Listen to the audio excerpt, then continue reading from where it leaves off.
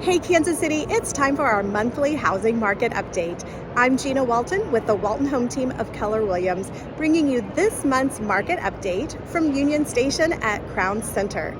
And you can feel the holiday magic already starting in the air. Now, when we look at October 2023 compared to 2022, overall in Kansas City, we see 16.2% less homes closed, and specifically for Johnson County, 20% less homes closed. We are seeing increases still in the price homes are selling, with Kansas City 3.8% and Johnson County 6.9% year to date. If you're looking through neighborhoods, you are correct. There are more homes for sale compared to the current number of buyers. And so we're seeing the supply of homes increase, with Kansas City all going to a 2.1 month inventory and Johnson County a 1.9 months of inventory.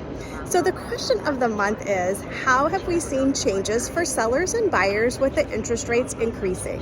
Well, if we look at the last 30 days of homes sold in Kansas City, there were 2,280 homes sold, and of those, 29% had an incentive of $1,000 or more paid by the seller to the buyer.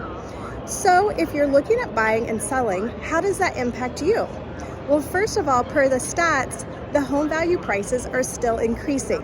And for buyers, since there are fewer buyers and more homes for sale, you are just starting to be able to have those conversations in negotiating a few incentives in your closing. Do you have questions on how this market can impact your real estate goals? It is our absolute pleasure to be your real estate agent of choice. Whether you're buying, selling, or investing in real estate, we would love to have the opportunity of working with you, your friends, and family. Happy holidays, Kansas City. Cheers!